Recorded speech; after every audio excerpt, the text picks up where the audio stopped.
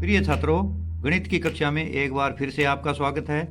अगर आपने मेरे पहले वाले वीडियो नहीं देखे हैं तो ऊपर आ रहे आई बटन में जाकर देख लें।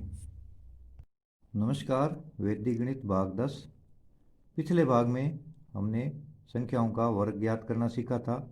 इस भाग में घनफल यानी घन ज्ञात करना सीखेंगे। वर्ग का मतलब होता है उस संख्या को उसी से 2 बार गुणा करना। जैसे 2 दूनी 4, 2 गुणा 2, 3 तिये 9, 4 चौके 16। इसके अंदर हम घन ज्ञात करना यानी घनफल ज्ञात करना सीखेंगे। घन करने का मतलब होता है 2 का घन 2 गुणा 2 गुणा 2, 2 दूनी 4, 4 दूनी 8, 3 का 3 गुणा 3 गुणा 3, 3 तिये 9, 9 तिये 27। और ये भी एक हमें याद रखने वाली बात है। आगे हमारे जो हमें घनमूल ज्ञात करेंगे उसमें हमें काम देगा। तो आप यहाँ पर एक बात नोट कर लें, अभी से आप 2 से 10 तक है वो घन करना सीख लें। जैसे 2 का घन 2 दूनी 4 दूनी 8, 3 का घन 3 तिये 9 तिये 27, 4 का घन 4 चौके 16 चौके 64, 5 का घन 5 गुणा 5 गुणा 5, 5 5 25, 25 5 125। ये 2 से 9 तक, 10 का तो आसान ही है, 10 गुणा 10 गुणा 10 1000 हो जाएगा। तो आप 2 से 9 तक के है वो घन निकालना अच्छी तरह से याद कर लें गुणा कर करके, क्योंकि आगे जब हम जो अगला भाग करेंगे उसमें घनमूल निकालेंगे तब हमें ये चीज़ें हैं वो बहुत काम आएगी। अब इसमें पहली विधि है सूत्र निकलम द्वारा घनफल ज्ञात करना। सूत्र क्या है घनफल का? संख्या प्लस 2 गुणा विचलन, लाइन लगा करके ओब्लिक 3 इंटू विचलन का स्क्वायर और विचलन की क्यूब। तो यहाँ पर 3 है, यहाँ पर 2 है, यहाँ पर पावर 1 है। संख्या में विचलन का दुगुना जोड़ेंगे, ये पहले खंड में आएगा। बीच में विचलन के स्क्वायर को 3 से गुणा करेंगे और तीसरे खंड में हम है वो विचलन की क्यूब करेंगे। तो आइए हम उदाहरण द्वारा इनको स्पष्ट करते हैं। जैसे 14 का हमने घन ज्ञात करना है, 14 की पावर 3। तो यहाँ पर आधार 10 लेंगे हम, तो 14 10 से 4 ज़्यादा है तो विचलन हमारा 4 आ जाएगा। तो संख्या हो गई 14 प्लस 2 गुणा विचलन 2 गुणा 4, ऐसे लाइन लगा करके ओब्लिक 3 गुणा विचलन का स्क्वायर, विचलन 4 था, 4 का स्क्वायर और लास्ट वाले खंड में विचलन की क्यूब, 4 की क्यूब। अब इसको हल करेंगे। 14 4 दूनी 8, फिर ये हो गया 4 चौके 16, 3 गुणा 16 और 4 की क्यूब हो जाता है 4 गुणा 4 गुणा 4, 4 चौके 16, 16 चौके 64। फिर 14 प्लस 8, 16 तिये 48, 64, 14 और 8 हमारे हो गए 22, 48 और 64। अब हमें एक एक अंक रखने हैं, तो 4 का 4, ये 6 है वो 48 में जुड़ जाएगा। तो 48 और 6 54, 54 का चौका हंसलाई 5, 22 और 5 है 27। तो 2744 है वो हमें 14 का घन है वो प्राप्त हो जाएगा। इसके बाद में अपने नेक्स्ट संख्या लेते हैं कि अगर आधार तो 10 ही हो और संख्याएं 20 हो जाए, 22 हो जाए, 27 हो जाए, 30 हो जाए, 35 हो जाए या 41 हो जाए, 51 हो जाए, तो यहाँ पर क्या है, ये 27 हो गया तो 10 दूने 20, इसमें आधार तो 10 ही है परंतु उपाधार भी यहाँ पर हमें लेना पड़ेगा। तो आधार 10, इसका उपाधार अंक कितना आ जाएगा? 2 आ जाएगा। तो वो भी, उसका भी सूत्र है वो भी ध्यान में कर लें। तो इसमें बाकी सेम ही है, संख्या प्लस 2 गुणा विचलन, फिर 3 गुणा विचलन का स्क्वायर और लास्ट वाले में विचलन की क्यूब। तो इसके अंदर हमें क्या करना है, जो ऊपर वाला जो हमारा सूत्र था उपाधार अंक की स्क्वायर करनी है और यहाँ पर उपाधार अंक से बीच वाले में खंड में है वो गुणा करना है और उस सूत्र में कोई हमें तब्दीली नहीं करनी है, वही है। क्योंकि यहाँ पर संख्या 27 है तो उपाधार अंक यहाँ पर कितना हो जाएगा हमारा? 2 हो जाएगा। कैसे होगा? आधार तो यहाँ पर भी हमारा क्या है? 10 है, परंतु उपाधार क्या लेंगे यहाँ पर? 20 न लेकर के हम 30 लेंगे, क्योंकि ये 30 के नज़दीक है। तो यहाँ पर हमारा आधार तो 10 ही होगा, आधार 10 होगा, उपाधार हम क्या करेंगे, यहाँ पर 30 ले लेंगे, तो उपाधार अंक हमारा कितना हो जाएगा, ये हो जाएगा 3, क्योंकि ये संख्या 30 के नज़दीक है। अब 27 क्या है, जो वो 30 से 3 कम है, तो यहाँ पर हमारा विचलन कितना हो जाएगा, -3। हमारा सूत्र क्या है इसके अंदर, उपाधार अंक का स्क्वायर, तो विचलन हमारा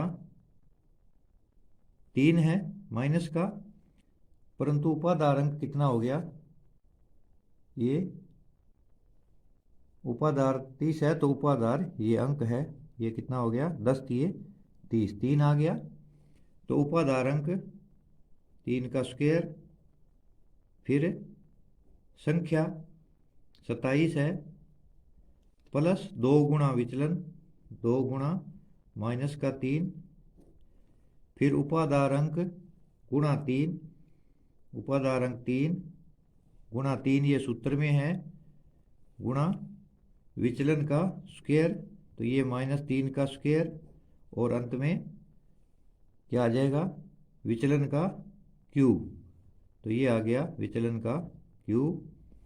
अब इसको हल करेंगे, 3 तिये 9, ये हो गया 27 -6, 3 दूनी 6, गुणा में है माइनस का एक निशान है तो माइनस आ जाएगा, ये हो जाएगा 3 तिये 9, और ये 3 का स्क्वायर भी 9 होगा, और 3 की क्यूब हो जाएगा -27, 3 तिये 9, 9 तिये 27, -3 गुणा -3 गुणा -3, तो माइनस के 3 निशान आएंगे, तो माइनस लग जाएगा।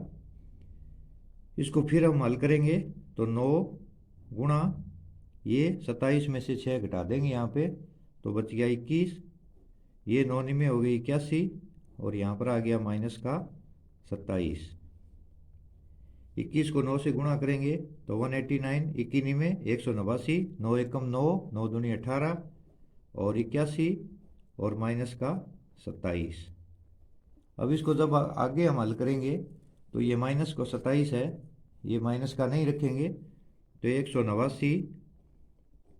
अब हम क्या करेंगे, यहाँ पर 81 में से 3 घटा देंगे, और ये 3 इधर आकर के क्या बन जाएंगे, 30 बन जाएंगे, और 30 में से 27 घटा देंगे, यहाँ पर दाई कैंसिल आ जाएगी, तो 189, 81 में से 3 आप घटा दो तो कितने बच गए, 78, और यहाँ पर बच गए हमारे 3,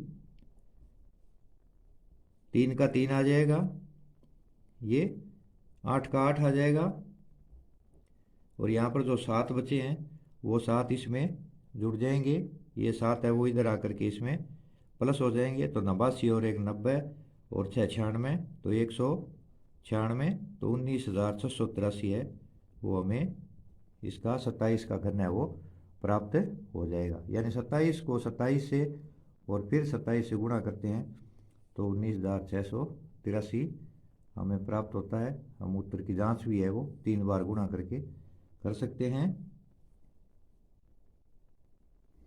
एक अन्य 395 की होल क्यूब बड़ा क्वेश्चन ले लेते हैं। इसमें 3 संख्याओं से बनी हुई ये संख्या है, 395 का क्यूब घन ज्ञात करना है। तो ये क्या है, 400 के नज़दीक है। आधार यहाँ पर 100 लेंगे और उपाधार यहाँ पर कितना हो जाएगा, 400। उपाधार अंक में कितना प्राप्त हो जाएगा, 4। यहाँ पर वो सूत्र अपने लगाते हैं, अप्लाई करते हैं। तो सूत्र क्या था हमारा, उपाधार अंक का और स्क्वायर। तो यहाँ पर क्या है, 395 4 से छोटा है, तो विचलन हमारा आ जाएगा इसमें -5। जैसे ऊपर वाले में -3 आया था, तो इसमें विचलन आ जाएगा -5। अब सूत्र लगाते हैं हम, उपाधार अंक 4, तो 4 का स्क्वायर। फिर क्या था हमारा सूत्र, संख्या प्लस 2 गुणा विचलन। संख्या 395 प्लस 2 गुणा विचलन -5, फिर हमारा सूत्र था उपाधार अंक जो कि 4 आया है, गुणा सूत्र में था 3, गुणा विचलन का स्क्वायर, विचलन -5 है, -5 का स्क्वायर, और अंत वाले खंड में, लास्ट खंड में था विचलन का होल क्यूब, तो -5 का होल क्यूब। अब इसको अपने हल करते हैं। 4 चौके 16, 395, और ये 5 दूनी 10 किसके हो जाएंगे, माइनस के, तो 395 - 10 ब्रैकेट बंद कर देंगे, 4 × 3 = 12, और वर्ग चाहे 5 का हो चाहे -5 का हो 25 ही आता है, और ये हो जाएंगे 5 × 5 = 25, 25 × 5 = 125, ये माइनस का 125 यहाँ प्राप्त होगा। फिर आगे हल करते हैं। 16 गुणे 395 में से 10 घटाते हैं तो हमें कितना बचता है, 385, ये 12 × 25, और ये माइनस का 125। अब हम आगे इसको और हल करते हैं, तो 16 को अब 385 से हमें गुणा करते हैं। 16 को 385 से जब हम गुणा करेंगे तो ये आ जाएगा 6160, ये 12 × 5 = 60, 12 × 2 = 24, 37, 300, और ये माइनस का 125। अब आगे और हल करेंगे, 6160, अब यहाँ पर ये माइनस का 125 है, तो ये अपने इसको 200 में से कम कर देंगे। यहाँ पर ये 200 में से 125 अपने घटा देंगे, तो यहाँ पर हमें कितना बच जाएगा, ये 300 है, तो 300 में से हम क्या करेंगे, सिर्फ 2 ही कम करेंगे, तो यहाँ पर ये 200 हो जाएगा। तो 6160, और ये बच गया 298, क्योंकि 298 में 2 जोड़ते हैं तो 300 हो जाते हैं, और यहाँ पर बच गए हमारे 75। अब हम क्या करेंगे, इसका 2 अंक लेंगे, क्योंकि यहाँ पर आधार 100 है, तो 75 का हमारा क्या आ जाएगा, 75, और 98 का आ जाएगा हमारा 98, और ये 2 है वो इसमें आकर के जुड़ जाएगा, तो ये हो जाएगा 6162। ये हमारा उत्तर है वो हमें प्राप्त हो जाएगा। यहाँ पर हमने आधार 100 लिया था, तो प्रत्येक कॉलम में 2 अंक रखने हैं, 75 का 75 आ जाएगा, 98 का 98 लिख देंगे, और ये 2 है वो इधर जुड़ जाएगा, तो 6162 हमें प्राप्त हो जाएगा। तो इस तरह से हमने वो 395 का घन निकाल लिया है। इसके बाद में घनफल की दूसरी विधि यानी घन ज्ञात करने की दूसरी विधि है सूत्र अनुरूपेण के द्वारा। अनुरूपेण के द्वारा हमने वर्ग भी ज्ञात किया था।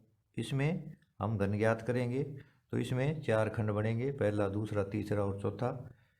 इनका उपयोग किस तरह से करते हैं वो आपको सिखाने जा रहा हूँ। तो 16 की 3, तो इसके अंदर क्या करेंगे, हम जो पहला खंड है उसमें जो हमारा दहाई का अंक है उसकी क्यूब करते हैं, और जो चौथा खंड है उसमें जो हमारा इकाई का अंक है उसकी क्यूब कर देते हैं। पहले खंड में दहाई के अंक की, या इसको यूं भी समझ सकते हैं कि इधर पहला खंड है तो इधर वाले अंक की, और लास्ट में 2 ही अंक है तो लास्ट वाले अंक की। अब इसमें बीच में क्या करना है, यहाँ पर ध्यान दें कि दूसरे खंड में पहली संख्या का स्क्वायर करके दूसरी से गुणा करना है। तो पहली संख्या जो भी है उसका स्क्वायर कर दो, दूसरी से गुणा कर दो, और तीसरे खंड में क्या करना है, पहली संख्या को वैसे ही रखना है और उसको गुणा करना है दूसरी संख्या के स्क्वायर से। यहाँ पर एक बार पुनः ध्यान दे ले में, यहाँ पर 1 2 3 4 खंड बनेंगे। तो पहले खंड में जो पहली संख्या है उसका घन, और चौथे खंड में जो दूसरी संख्या है उसका घन, यानी ये संख्या 1 इधर है पहले खंड में और 6 इधर है तो चौथे खंड में। बीच में क्या करना है, यहाँ पर 2 अंक है तो पहले अंक का स्क्वायर करके 6 से गुणा, और तीसरे खंड में पहले अंक को वैसे ही रखना है, दूसरे अंक का स्क्वायर करना है। अब इसको अपने हल कर लेते हैं। तो 1 का क्यूब 1 होता है, 1 का स्क्वायर 1 होता है, तो 6 × 1 = 6 आ जाएगा। यहाँ पर 1 गुणा 6 स्क्वायर, 6 स्क्वायर 36 हो गया, 36 एकम 36, और 6 का क्यूब करेंगे। तो जैसा कि मैंने आपको बताया था, आपने 1 से लेकर के 9 तक के क्यूब याद कर लेने हैं। 1 का 1 गुणा 1 गुणा 1, 2 दूनी 4 दूनी 8, 3 तिये 9 तिये 27, 4 चौके 16 चौके 64, 5 5 25 25 5 125, 6 छिक्के 36 और 36 छिक्के 216। ये अपने 9 तक याद ही कर लेने हैं, ताकि हमें बार बार गुणा करके नहीं देखना पड़े, नहीं तो आपको वहाँ पर टाइम बर्बाद होगा आपका। क्योंकि 6 को 6 से गुणा करो, फिर जो गुणा आता है उसको 6 से गुणा करो। तो ये 1 से लेकर के 9 तक के घन हैं, वो इनके याद कर लेवें, रट लेवें, कुछ भी करें दिमाग में इनको बिठा लेवें, ताकि बार बार हमारा समय बर्बाद नहीं हो। नहीं तो हम इनका निकाल भी सकते हैं कि 6 को 6 से गुणा करेंगे 36 आएगा, फिर 36 को 6 से गुणा करेंगे तो 216 आएगा। हमारा समय बर्बाद होगा, उसको हमने बचाना है। इसके बाद में हमने क्या करना है कि जो ये दूसरा और तीसरा खंड है, इसमें 6 है तो इसमें इसका डबल 12 जोड़ देना है, और ये 36 है तो इसमें इसका डबल 36 दूने 72 जोड़ देना है। फिर इसके बाद में सवाल को आगे हल करेंगे हम। अब ये 216 के नीचे 216 लिख लेंगे, और इसके बाद में 36 और 72 हम जोड़ देंगे, तो ये हो जाएंगे 6 और 2 8, और 7 और 3 10, और 12 और 6 हमारे हो जाएंगे 18, और 1 का 1। अब हम जब फाइनल उत्तर निकालेंगे तब हमें ये ध्यान रखना है कि हमने प्रत्येक खंड में से एक ही अंक लेना है। तो ये 6 हम यहाँ पर लिख लेंगे, ये जो 21 बच गया है हमारा, इसको इसके अंदर जोड़ देंगे, तो 108 और 21 129 हो जाएंगे। ये 129 का हम 9 लगा देंगे, हमारे पास 12 बच जाएगा, वो 12 इसमें जोड़ देंगे, 12 और 18 हो जाएंगे हमारे 8 20 और 10 30, तो 30 का 0 लगा देंगे, 3 बचेगा, वो 3 इसमें जोड़ देंगे, तो 3 और 1 4, 4096 हमारा है वो आंसर आ जाएगा। एक और क्वेश्चन अपने करके देखते हैं। जैसे 52 की होल क्यूब, वही सूत्र अनुरूपेण के द्वारा, वही 4 खंड हमने 1 2 3 4 बना लिए हैं। तो पहले खंड में हमने यहाँ पर वो 5 की होल क्यूब, और लास्ट वाले खंड में 2 की होल क्यूब, 5 का घन और 2 का घन लिख लेना है। अब दूसरे और तीसरे खंड में दोनों का हमने गुणा करना है, 5 गुणा 2, तो इस पे स्क्वायर लगा दो और इसमें बाद वाली पे स्क्वायर लगा दो। तो इसको हम इस तरह से भी याद रख सकते हैं कि 5 गुणा 2, 5 गुणा 2 और 2 पहले और चौथे खंड में क्यूब करना है, इसमें 5 के ऊपर स्क्वायर लगाना है और इसमें 2 के ऊपर स्क्वायर लगाना है।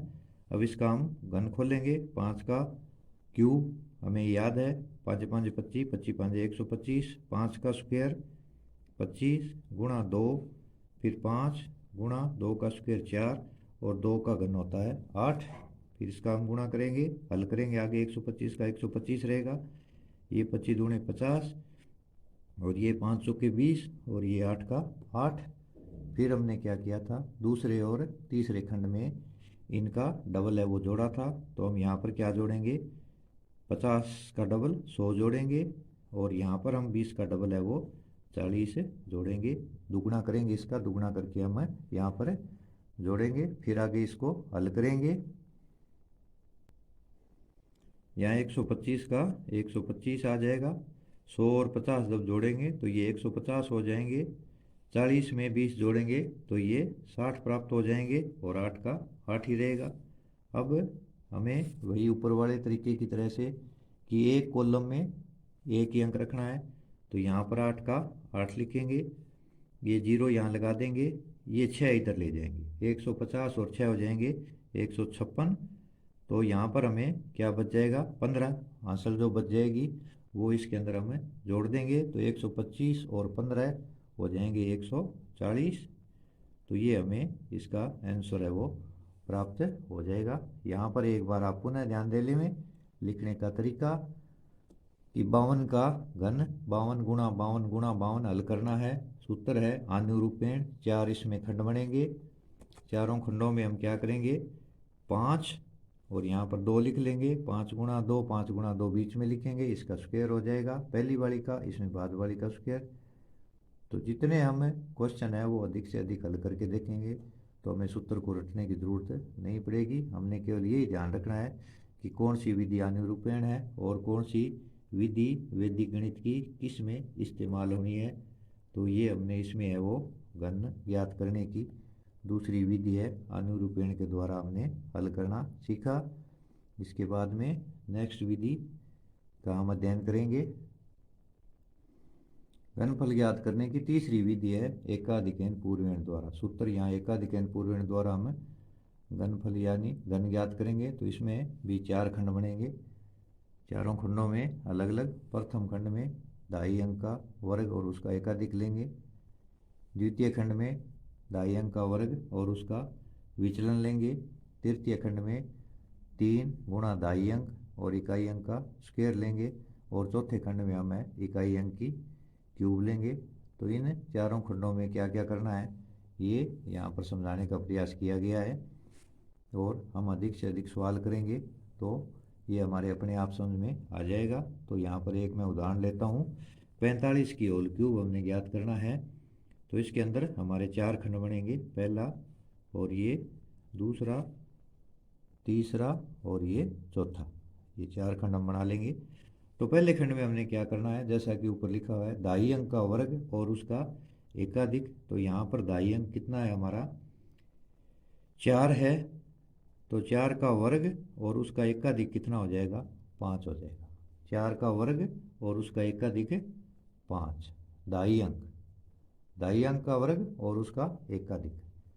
तो यहाँ पर ये इकाई का 5 है और 2.5 का 4 है। तो 2.5 अंक का वर्ग लेकर के उसको 5 से गुणा कर देंगे। ये हम है वो पहले खंड में लिखेंगे। इसके बाद में दूसरे खंड में क्या लिखेंगे 2.5 अंक का वर्ग। तो यही पुनः देख करके 2.5 अंक का वर्ग 4 की स्क्वायर है और उसका विचलन। तो यहाँ पर भी हमें विचलन लेना है। तो विचलन कितना है हमारा, यहाँ पर आधार हम 10 ही मानेंगे, ठीक है। अब विचलन निकालने का तरीका थोड़ा सा इसमें अलग है, वो कैसे निकलेगा वो भी यहाँ पर अपने समझ लेते हैं कि विचलन कैसे निकलेगा। तो यहाँ पर आधार कितना है हमारा 10 है।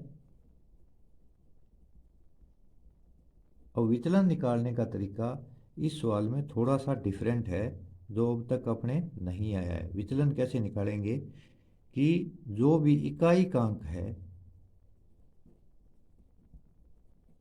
उसको क्या करेंगे हम 3 से गुणा करेंगे और उसमें से 10 घटा देंगे। तो यहाँ पर इकाई का अंक कितना है 5 है। तो 5 गुणा 3 माइनस 10। तो ये हमारा आ गया 5 दिए 15 माइनस 10 बराबर 5। यहाँ पर विचलन है वो हमें 5 प्राप्त हुआ है। तो अभी तक हमने ऐसा तरीका है वो वैदिक गणित में हमारे सामने नहीं आया है कि विचलन निकालने का ये एक नया तरीका। इसमें इकाई के अंक का तिगुना करके 10 में से घटाएंगे, तब हमें विचलन प्राप्त हो जाएगा। तो विचलन हमारा यहाँ पर आया 5।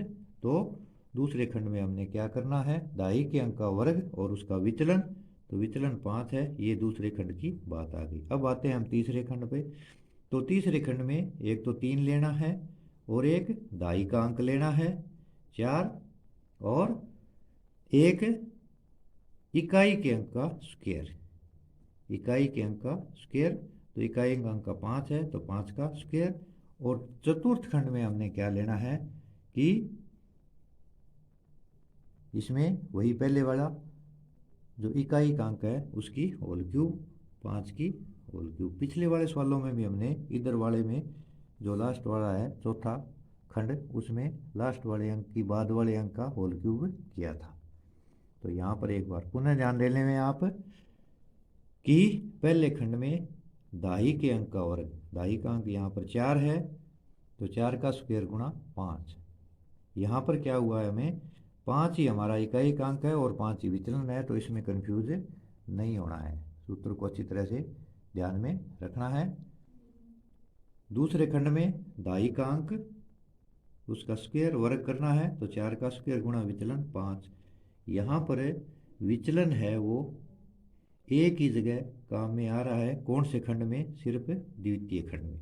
इसको भी आप नोट कर लें कि विचलन का गुणा एक ही बार करना है, वो द्वितीय खंड में।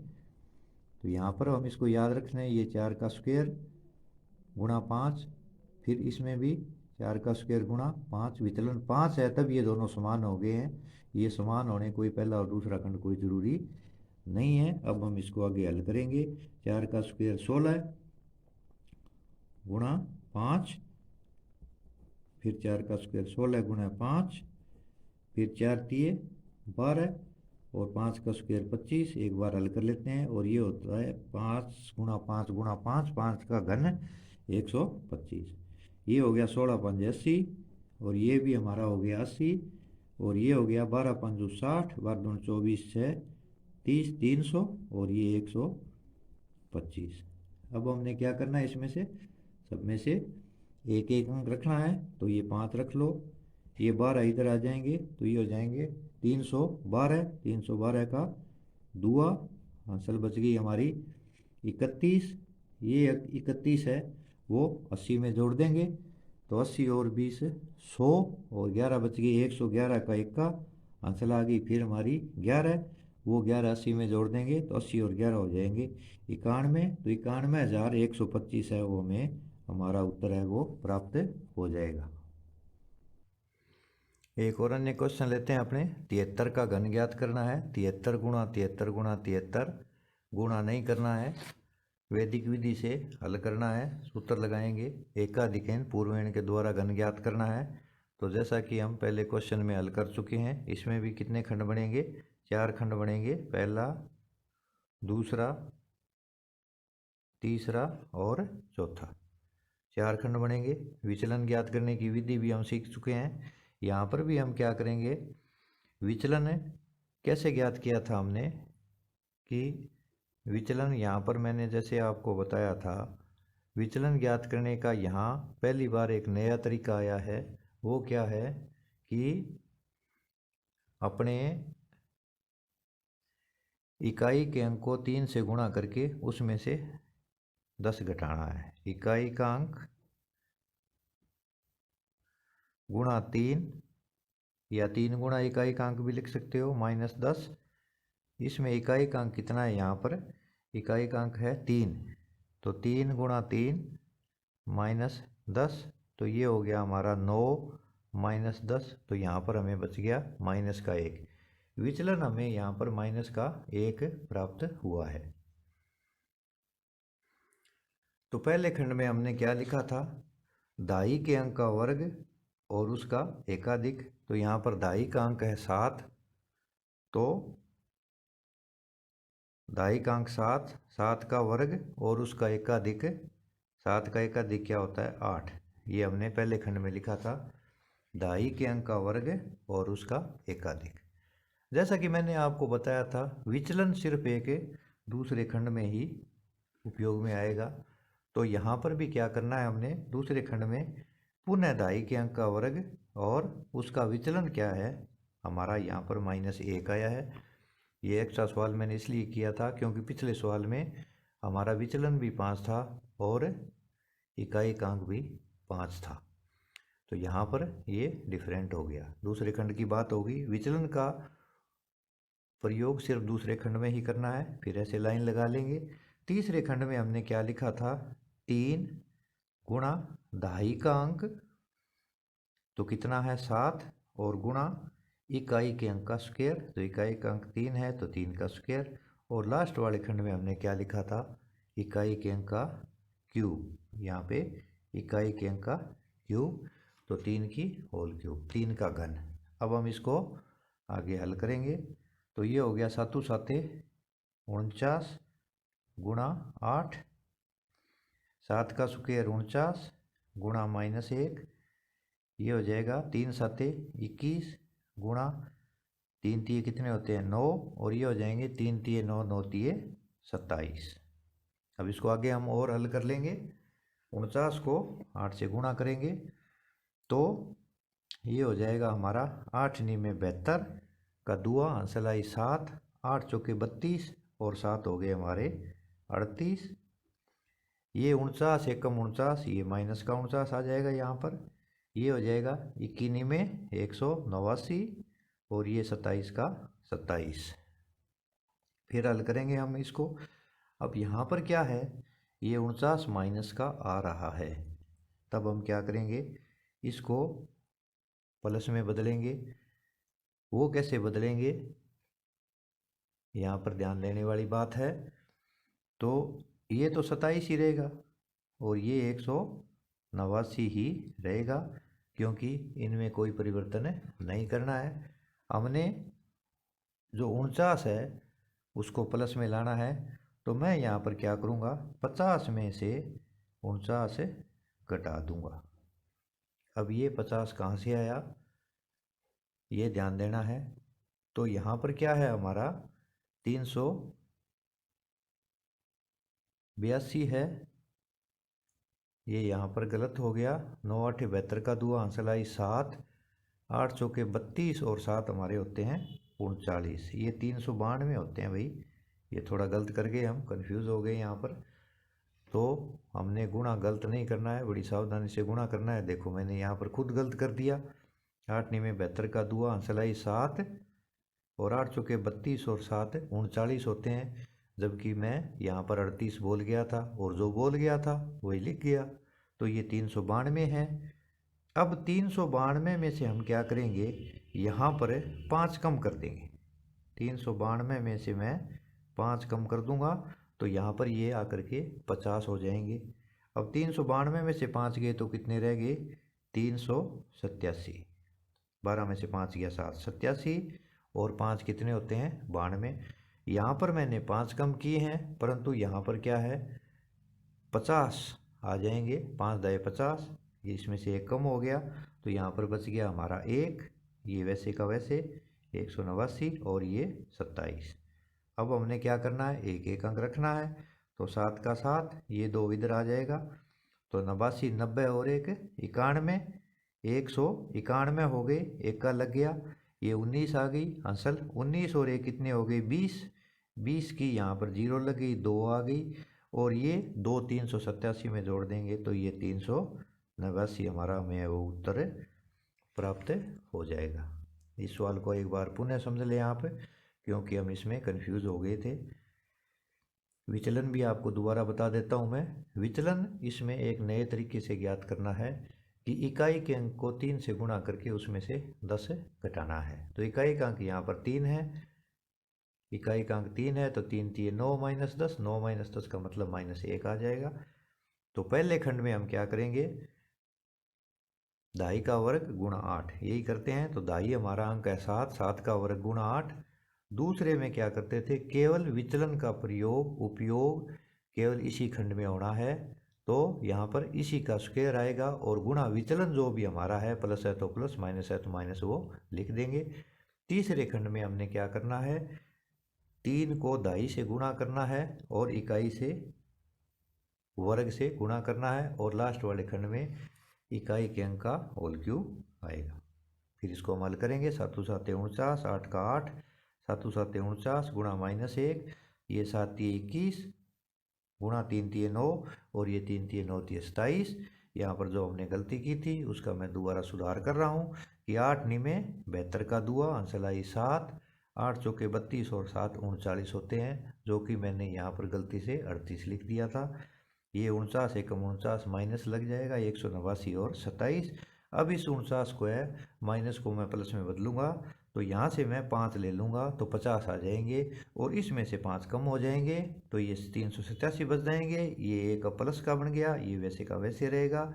अब इसमें से एक एक अंक लेकर के आगे की जो भी प्रक्रिया है वो हम हल करके सवाल को हल कर लेंगे। एक और क्वेश्चन अपने इसमें ले लेते हैं। 24 की होल क्यूब ज्ञात करनी है, तो इसमें भी वैसे ही अपने 4 खंड बनाने हैं, पहला दूसरा तीसरा और चौथा, ये हमारे 4 खंड बन जाएंगे। इसमें भी हम विचलन निकालेंगे। तो विचलन हमारा निकालने का तरीका क्या था, विचलन बराबर कितना आया था, विचलन का तरीका क्या था हमारा कि इकाई के अंक को 3 से गुणा करना है, इकाई अंक गुणा 3 और उसमें से आधार 10 घटाना है। तो यहाँ पर इकाई का अंक कितना है हमारा 4 है। तो 4 को मैं 3 से गुणा कर दूंगा, 10 घटा दूंगा, तो 4 तिये 12, 12 माइनस 10, तो हमें यहाँ पर विचलन कितना प्राप्त हो गया है, 2 प्राप्त हो गया है। अब हम आगे की प्रक्रिया शुरू करते हैं। तो पहले खंड में हमने क्या लिखा था, सूत्र हमें अभी याद हो गया है। पहले खंड में दाही के अंक का वर्ग, तो यहाँ पर दाही का अंक 2 है, तो यहाँ पर लिखेंगे 2 का वर्ग, पावर 2 लगा दो, वर्ग हो जाता है। और गुणा क्या लगाया था हमने, उसका एकाधिक, तो 2 का एकाधिक हो गया 3। दूसरे खंड में हमने क्या लिखा था, साथ में हमें ये भी याद रखना है कि विचलन का उपयोग है वो केवल दूसरे ही खंड में होगा। तो यहाँ पर दूसरे खंड में क्या आया था, हम यहाँ से भी अंदाज़ा लगा सकते हैं कि एक तो यही आई थी 2 की स्क्वायर, यानी सेम यही इस दूसरे खंड में आती है। बार बार सवाल करेंगे तो हमारे ये अपने आप है वो पकड़ में आ जाएगा। और वैसे हमें याद भी रखना है दूसरे खंड में दहाई के अंक का वर्ग और गुणा विचलन, तो विचलन यहाँ पे हमें 2 प्राप्त हुआ है, वो गुणा कर देंगे। विचलन केवल इसी दूसरे खंड में प्रयोग में आएगा, उपयोग में आएगा। इसके बाद में तीसरे खंड में हमने क्या किया था, 3, तीसरा खंड है, 3 से गुणा करेंगे। और दहाई का अंक कितना है हमारा, यहाँ पर 2, और यहाँ पर क्या किया था, इकाई के अंक का स्क्वायर, तो 4 का स्क्वायर, और लास्ट वाले में वही इकाई के अंक की क्यूब। अब हम इसको हल करेंगे तो ये हो गया 2 दूनी 4 इंटू 3, ये हो गया 2 दूनी 4 इंटू 2, ये हो गया 3 दूनी 6 इंटू 4 का वर्ग हमारा हो जाएगा 16, और ये हो गया 4 की क्यूब, 4 चौके 16 और 16 चौके 64, ये हो गया 4 तिये 12, ये हो गया हमारा 4 दूनी 8, ये हो गया 16 छिक्की 96, और ये 64 का 64। अब एक में से एक कॉलम में से एक अंक लेना है, तो ये 4 यहाँ पर लिख लेंगे। 96 में 6 जोड़ देंगे, तो 96 में 6 जोड़े तो कितने हो गए 102, 102 का दुआ 10, ये 10 यहाँ ले आएंगे, तो 10 और 8 18, 18 का 8 हासिल आ गई 1, वो 1 इसमें, तो 12 और 1 13। इस तरह से हमें ये 13 हमें उत्तर हमारा वो प्राप्त हो जाएगा। तो इस भाग में हमने है वो घन ज्ञात करने की या घनफल ज्ञात करने की 3 विधियाँ सीखी है। आप भी इनको है वो बार बार पढ़ेंगे और इनका अध्ययन करेंगे। अब जैसा कि मैं आपको बार बार बता रहा हूँ, हमें ये बातें रट लेनी है। जैसे 1 का घन, 1 का घन का मतलब होता है 1 गुणा 1 गुणा 1, तो ये कितना आ जाएगा 1। इसके बाद में 2 का घन, तो ये आएगा 2 गुणा 2 गुणा 2, तो 2 दूनी 4, 4 दूनी 8। इसके बाद 3 का घन, तो 3 तिये 9, 9 तिये 27। इसके बाद 4 का घन, यानी 4 गुणा 4 गुणा 4, 4 चौके 16 और 16 चौके 64। फिर इसके बाद में 5 का घन, तो 5 गुणा 5 गुणा 5, तो 5 5 25, 25 5 125। इसके बाद 6 का घन, तो 6 गुणा 6 गुणा 6, तो ये हो जाएगा 6 छिक्के 36, और 36 को 6 से फिर गुणा करेंगे, तो 200, ये हो जाएगा 16, 216। फिर इसके बाद में 7 का घन, तो 7 गुणा 7 गुणा 7, ये हमारा आ जाएगा 49 को जब 7 से गुणा करेंगे तो ये आ जाएगा 343। फिर हमारा आएगा 8 का घन, यानी 8 गुणा 8 गुणा 8, तो ये हमें प्राप्त हो जाएगा 8 8 64 को 8 से करेंगे तो 512। फिर 9 का घन, यानी 9 गुणा 9 गुणा 9, तो ये आ जाएगा हमारा 729। तो ये यहाँ पर मैं आपको इसलिए बता रहा हूँ कि इनको आप अच्छी तरह से याद कर लें, ताकि बार बार हमारा समय बर्बाद नहीं हो। 1 का घन 1, 2 का 8, 3 का 27, 4 का 64, 5 का 125, 6 का 216, 7 का 343, 8 का 512 और 9 का 729 और 10 का भी अपने कर सकते हैं। 10 का बिल्कुल सिंपल है, 10 गुणा 10 गुणा 10, तो ये कितना हो जाएगा 1000। तो कम से कम अपने 1 से लेकर के और 9 तक के अंकों का घन है वो अच्छी तरह से याद कर लेना है। ये मैं आपको अभी बता रहा हूँ, इनको याद कर लें ताकि आने वाले भाग में हमें कोई दिक्कत नहीं आएगी।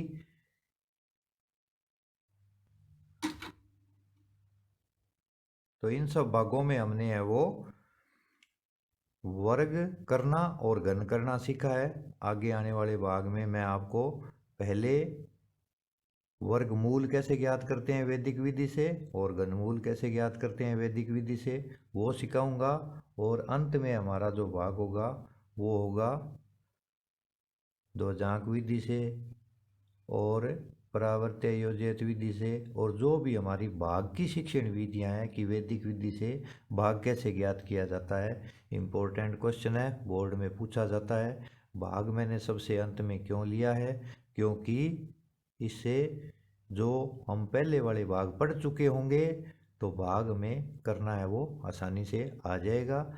मैं पुनः एक बार फिर आपको कहता हूँ कि 1 से लेकर के 9 तक कम से कम है, इनका घन निकालना याद कर लें। वर्ग भी याद करना है और घन भी याद करना है। तो यहाँ पर सबसे इम्पोर्टेंट है कि घन क्या होगा, वहाँ पर हम 9 का घन सीधा 729 याद रखेंगे, 8 का घन 512 याद रखेंगे, 7 का घन 343 याद रखेंगे, 6 का घन 216। तो इसमें ये तो बिल्कुल सिंपल है, यहाँ तक तो कोई दिक्कत नहीं है। ये थोड़े से हैं 4, इनको अच्छी तरह से कंठस्थ कर लेवें, याद कर लेवें। इसी के साथ आज का ये टॉपिक है वो समाप्त होगा। शेष अगले भाग में। धन्यवाद। अगर आपको मेरी वीडियोस अच्छी लग रही है तो वीडियोस को देखते रहें। अगर कोई डाउट है तो उसे कमेंट बॉक्स में टाइप कर दें। वीडियोस को लाइक करें और अपने फ्रेंड्स के साथ शेयर करें। जय हिंद, वंदे मातरम।